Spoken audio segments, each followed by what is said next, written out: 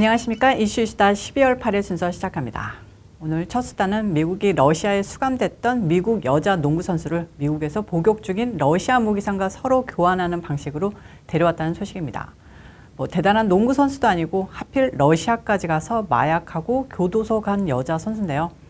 이 농구 선수 데려오겠다고 엄청난 거물 무기상을 풀어줘 완전히 외교적으로 미치는 장사였다고 언론과 정계는 반응하고 있습니다.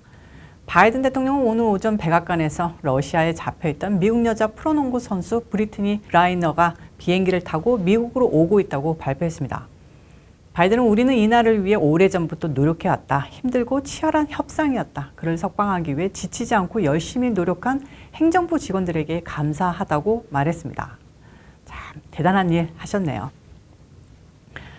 잔챙이 마약범 빼오자고 미국이 내놓은 카드가 뭐였냐면 수백만 달러 상당의 무기를 불법적으로 판매한 혐의로 2012년 미국에서 25년의 징역형을 선고받고 복역 중인 러시아 국적 무기상 빅토르 부트를 돌려보내는 건데요. 부트는 아프가니스탄과 아프리카 등 분쟁 지역의 무기 밀매에 깊숙이 관여한 인물로 죽음의 상인으로 불렸습니다. 이런 소식이 알려지자 미국에서는 악명 높은 범죄자 석방이 나쁜 전례가 될 수 있다는 아우성이 나오고 있는데요. 바이든 행정부는 브리핑에서 러시아는 브리트니를 돌려받는 유일한 방안은 러시아 국적자 부트 석방이라는 점을 분명히 했다며 다른 모든 대안을 시도해봤다고 말했습니다.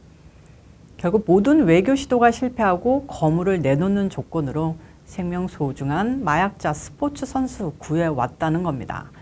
러시아 외무부 역시 성명을 통해 미국에 수감된 부트와 러시아에 있던 그라이너를 교환한 사실을 확인하고 이날 아랍에미리트 아부다비 공항에서 교환이 이뤄졌다고 밝혔습니다.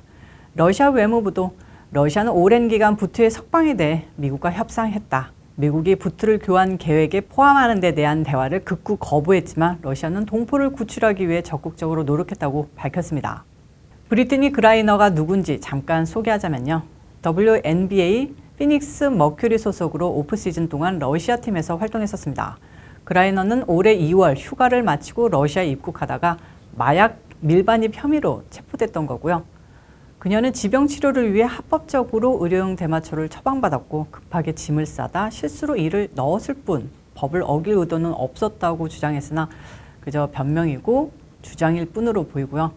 러시아 법원은 올해 8월 그에게 징역 9년형을 선고했었습니다.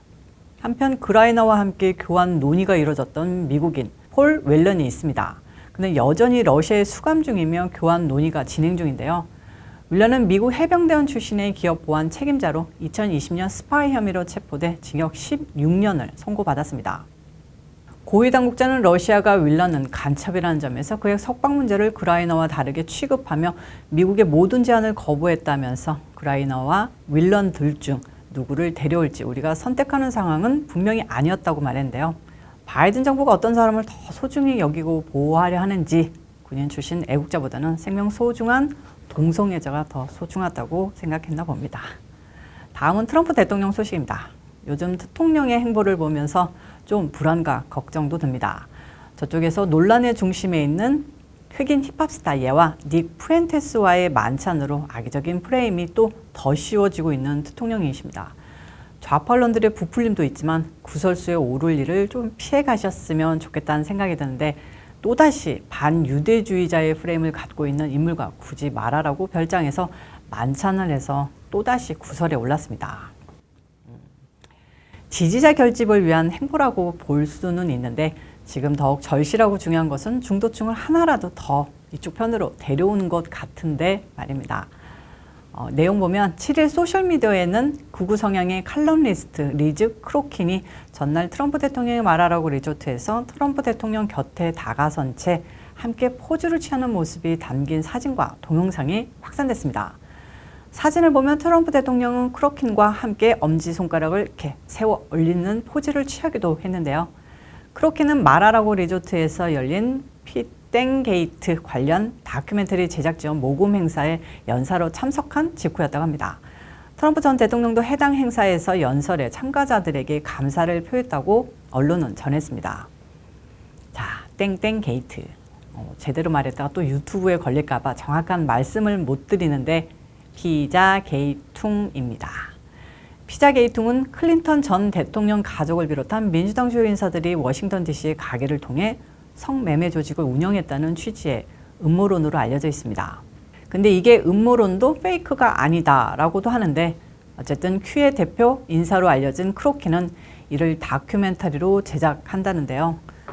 아무리 그래도 대통령은 심정적으로 동조를 하더라도 다음 대선을 위해서 이 같은 행사 행보는 좀 자제하시는 게 좋지 않을까 싶습니다. 자, 이번 행사는 트럼프 대통령이 지난달 22일 마라라고 자택에 반유대주의에 기반한 차별적 발언으로 구설에 올랐던 닉 푸엔테스와 래퍼 예 등 인사를 초대해 만찬 회동을 한 지 2주 만에 이뤄진 건데요.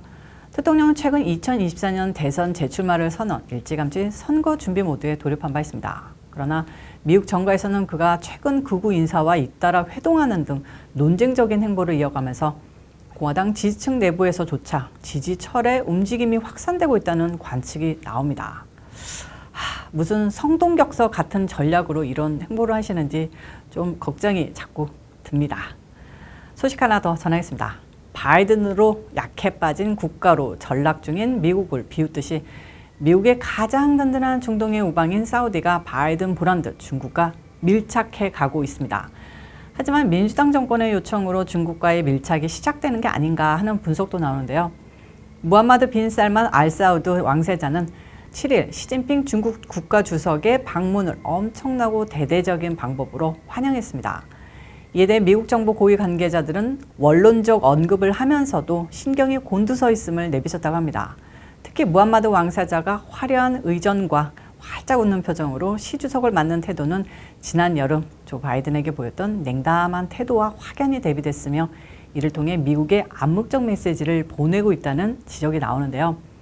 카린 장피에르 백악관 대변인은 바이든 대통령이 무시당했다고 기분이 상하지 않았느냐는 취지 기자 질문을 받고 아니다, 전혀 아니다 라고 짧게 대답했습니다.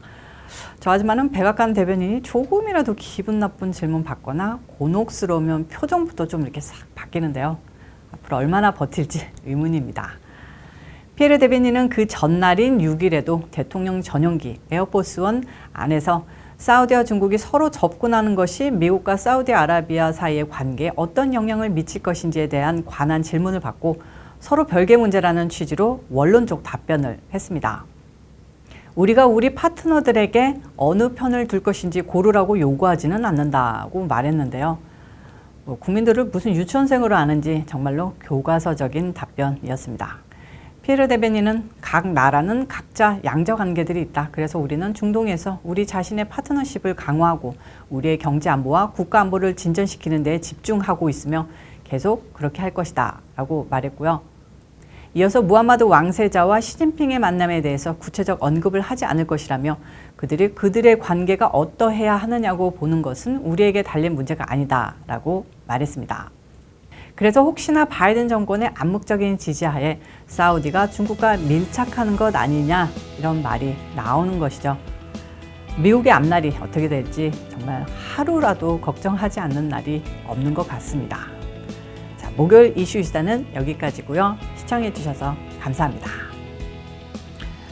그리고 어제 영상 중간에 제가 무조건이야 라고 노래 같지 않은 노래를 조금 불렀더니 전체를 다 불러달라고 하신 아주 열렬 애청자분이 계셨습니다. 제가 아는 부분은 거기밖에 없지만 기회가 되면 또 노래 한 곡 뽑아드리도록 하고요. 언제 나올지는 모르니까 구독 안 하신 분 구독 꾹 눌러주시고 좋아요도 꾹꾹 눌러주시면 노래가 두 곡이 될 수도 있으니 기대해 주시길 바랍니다. 저는 다음 영상에서 찾아뵙겠습니다. 빠이.